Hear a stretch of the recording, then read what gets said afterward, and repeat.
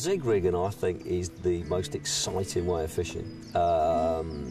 It all started off that I got fed up with the days of going onto waters where there's a take just on dawn, there might be a take just before dark, and that's it. Now, you can't tell me that the carp are only feeding at those times, because you go out in a boat or you get up in a tree and you see these fish sort of ambling around in the upper layers of the water, or where you get high pressure where they're all pushed up. I mean, obviously that's a very comfortable area to be, but the one key thing that kept coming back was the top 2 foot of water was the hot spot. The number of occasions that you sat there on the same spot as well. It's not. I tend to sort of move a zig around an area, but also if I've got a baited area, I'm much happier fishing a zig over the top of bait.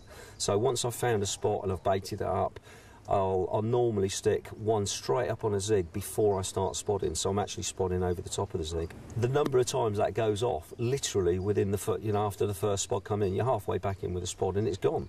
The fish spend an awful lot of time in that upper layer, and I think the majority of the day you've got your rigs down there and the fish are nowhere near it. Floater fishing is an important side to your angling, but I think a lot of the times if you look on the zig side, it's not a wasted rod. I keep getting people saying, well, yeah, but I don't like zigging because it just feels like I want my rigs on the spot. Well, fish them on the spot, but actually fish them up in the water, because a lot of the times these fish will come over your spot and they're actually circling round over the top of it. I've seen it so many times, and then you sit and wait and think it's going to go in a minute, and just before dark off it goes, and you think, I've waited 7 hours for that. Most lakes, the top 2 foot of water never gets fished, and I love it now when you walk onto a water and say, oh, they don't take zigs here, mate.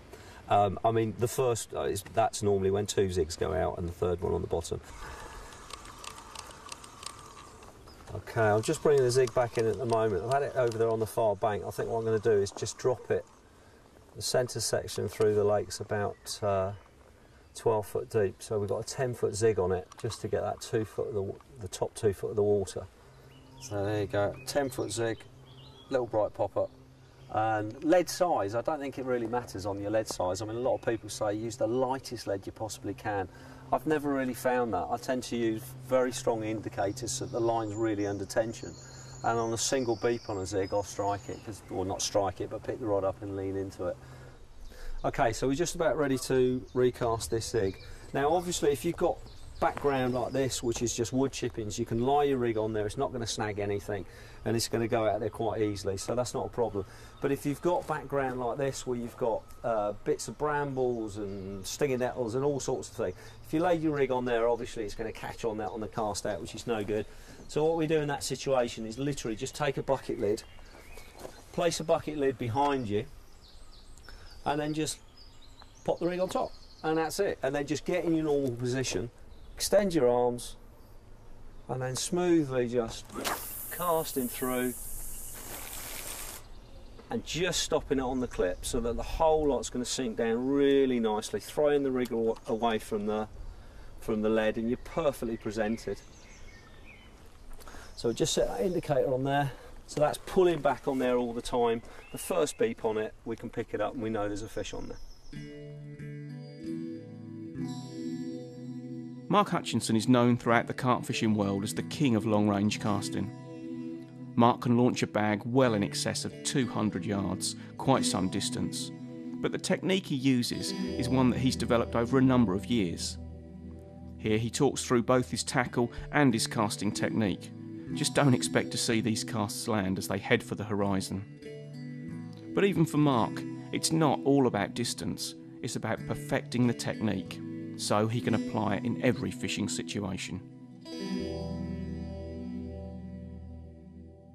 You know, people say to me, why do I want to cast long range? If you can learn to cast 200 yards, say, when you come to fish at 150, it becomes easy. It's the biggest thing I've noticed, that people, when they can fish at 150 and that's their maximum, they start to struggle. Then what happens is these things start to go wrong. I've been through the tournaments I've been through. They use a zip lead, all that sort of style, which is the tournament leads as we put it. I've tried them all, and without doubt the zip lead outcasts dumpy pairs and stuff like that. So I always go for that. Obviously you've got to put your baits out there, which is that becomes probably the harder thing to do. I use the quarter spods. At Brentwood Show last, or this January just gone, we've done 196 yards with the quarter spod, which is a long way, and that was across grass, so it's all legit 10-pound line. They fly like a dream.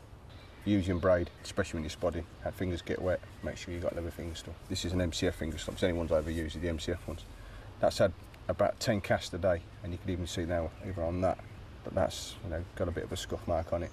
And I'm not lobbing it massive miles where I'm doing it, but I'm still going a fair way, so you can see what it's going to do to your finger.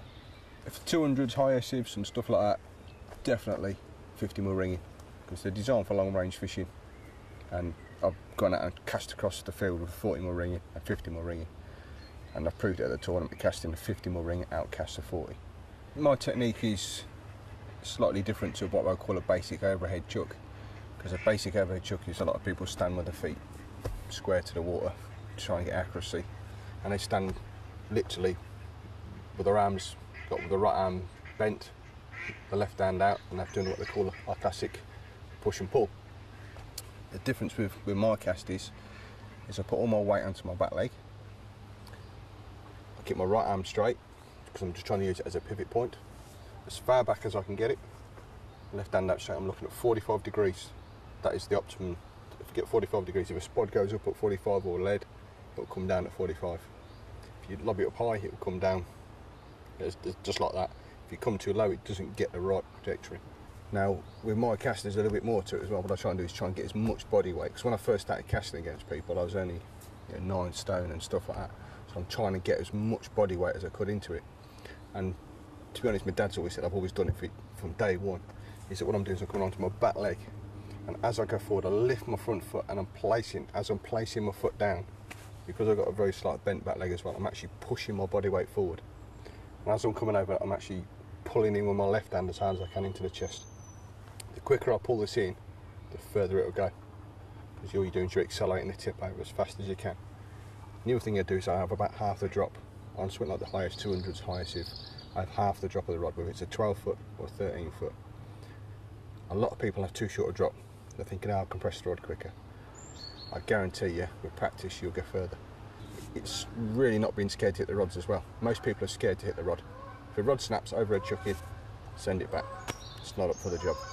It's as simple as that. What I'm going to be doing is, right arm nice and straight. I'm going to line myself up with the target, and I'm going to look at 45 degrees. 45 degrees is literally straight through my left hand. So once I've lined myself up, all I'm going to do is I'm going to lift my front foot, and as I'm coming forward with my front foot, I'm going to pull in hard with the left. And that's all the time looking at 45 degrees. So I'm going to show you a cast now, and then you'll see what it goes like.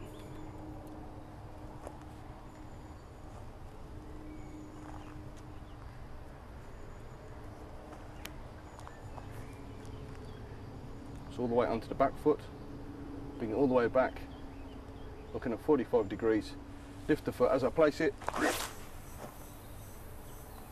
pull it down hard. So what I do here is, so as you can probably see, I'm putting the leader to the back of the spool. The reason why I'm doing that is to help stop any frap ups or help stop any frap ups. So wind him up, bring him down. Make sure the joint's well in. Right, I'm going to hit this one a lot harder. If you watch the cast as I do it, I'll actually do the cast rather than talk through it. It's a bit easier to do. As I'm lining myself up with my target, so I line myself up, and as soon as I've lined myself up, I'm bringing my eyes about 45 degrees. That's where I'm going to release. So all I'm doing is slightly bending the back foot, lift the front, off you go. And I'm following that line out the tip all the time. As you can see, that line's coming over there now. That's the biggest problem when you're casting this sort of range, is sometimes it takes ages to reel it in.